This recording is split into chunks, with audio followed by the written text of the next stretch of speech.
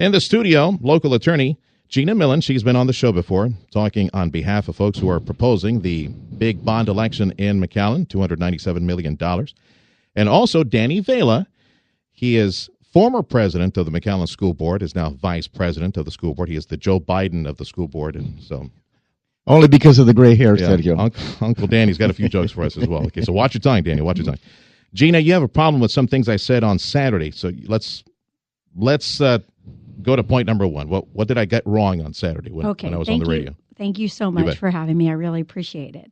I don't have an issue if somebody opposes the bond because they just don't want to pay higher taxes. I get that. Okay. But when somebody uses that as a reason to oppose it, they should get the numbers correct. You stated that the tax increase for the average household will be $300 a year, and that's just not true.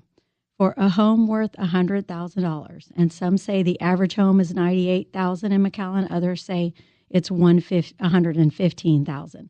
Okay, but if you just use $100,000 because it's easy then to multiply, the tax increase on a $100,000 home is going to be $170 a year. Can I ask you, Gina, where did you get the $100,000 figure from?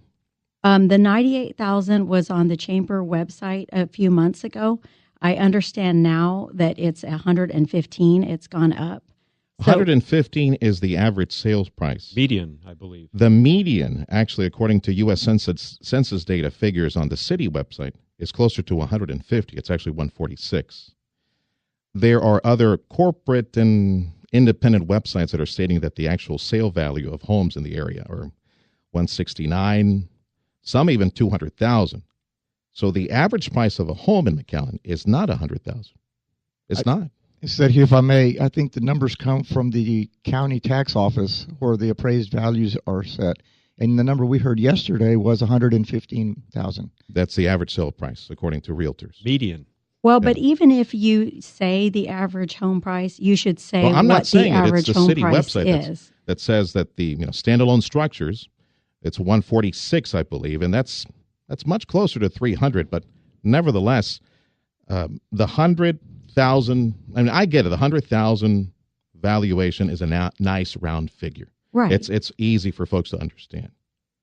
But still, folks are going to pay at least $177 if they have a $100,000 home. At least $177 annually. That's $170. That's with bond number one. We haven't made much noise about bond number two that needs to come up at the end of the year for the maintenance and other type of stuff that we need to take care of. That is not a bond. It isn't incurring debt. Oh, yeah, that's the tax rate approval election, right? That's right. That's to increase maintenance and operations. Do we have a say in that at the end of the year? You will have a say. Okay. And we are one of two school districts in the entire region who have not increased our maintenance and operations budget to $1.17, which is the state-imposed cap. We've been at $1.04 for 10 years, operating at 2/3 of a budget. What if we say yes What if we say yes to bond one, but say no to to election, the rate ratification election number two? What if they say no to that November election? The bond can stand alone. If you look at the website, every school has bond projects and every school has TRE projects. They don't have to be done together, but ideally, if you want to address all of the needs, you would want to do both, but taxpayers can vote whether to just support the bond or just support the TRE, but they do stand alone. Gina, thanks for coming today. May I speak with you, Danny, real quick? Absolutely, okay. Sergio. Now, you, more than anyone in this room, know the numbers in McAllen ISD. You have a bond service allocation on the budget, the approved budget. You've been servicing a debt service. Debt service, yeah.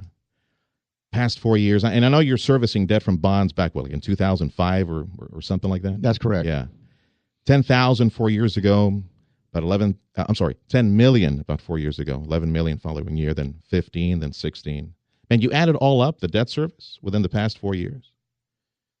At roughly $15 million for a new school, we could have purchased 4 brand new schools from the ground up for McAllen ISD.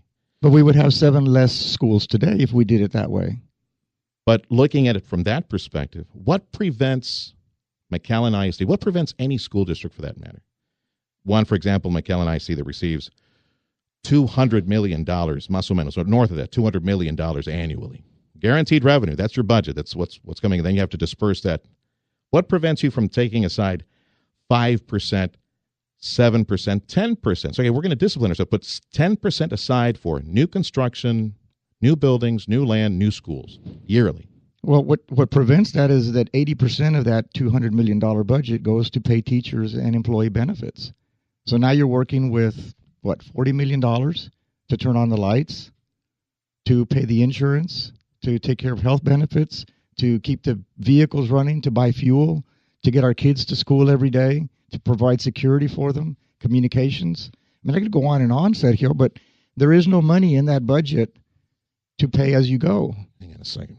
Let me throw out a question, if I could, because there's still a hue and cry from opponents to this bond proposal that the school district has mismanaged its money in the past and that this current bond request still contains some luxury items. Can the school district pare down this bond request any further, or are you at where you need to be at? Because they've done it once already. We asked the superintendent here in the studio when we had $440 million bond. Can you pare it down? No, we need everything. Okay, somehow now we have $297 million. So can we pare it down even more? Well, I assure you there is no reckless spending at the McAllen Independent School District, and I assure you there are no luxury items in this bond. And to prove that, you have a pretty darn good bond rating, right? We have an excellent bond rating, investment-grade bonds. We have the highest financial rating a school district because you're backed up by the state, 100%, right? Not necessarily. No, because we have managed our money, because we have been rated as high a rating as you can get. Yeah. We are one of 22 districts in the nation that have attained that rating. We have quadrupled our fund balance in the last 6 years. We have been very, very What frugal. is your fund balance right now, Dan? North of $50 million. Okay. That is at least 2 new schools right there, and you can still have a nice fund balance. And Do you have savings at home? Yes. And you use that savings for emergencies, right? Yes, and I don't want the school district coming in and taking money from my bank account. Okay. I'd like to keep it in savings. Thank you. I'd like for you to go back and look at all the line items in the budget and figure out. You said that 80% goes to teacher salaries and benefits? Yes, sir. 80%? Okay. 78 to 80%. But it's not just teachers. It's also all of the staff. So is that instruction and instruction resources and... Because it says here on the budget, and this is from a few years back, $200 million budget, and I see half of that goes to instruction. Is the teacher salary just in instruction? Is it just there inside instruction? Teacher salary and benefits? Because that's half the budget right there. That's not 80%. Right. There's a lot of other items. That doesn't include bus drivers, police, paraprofessionals, counselors, administrators. Extracurricular activities at $5.5 million. General administration at $5 million. You can't tell me we can't cut back somewhere there. We could cut back just a little bit here and there and a few. We could protect instruction, protect guidance and counseling, protect health services, protect food services. We can't touch any of that. The kids got to eat, they got to go to school, and the teachers need to be paid. 8 years when I started serving on this board, we had $1 million left at the end of the budget for capital improvements. Today we have $2 million left, and we have attained that by reducing and improving the efficiencies in our utility budget. We've improved our health care benefits. We are not putting money into our health plan any longer. Now the health plan is becoming more self-sufficient because of improvements that we have made over the last 6 years. We are finding monies in that budget. We will find $1 million this year, maybe another $1 million. We will never find enough money to pay as you go. I disagree, friend. I disagree. Sergio, we have our budget workshops are open to the public. We had one yesterday. Please come and sit in on a budget workshop. And I'd love to sit down and explain that to you.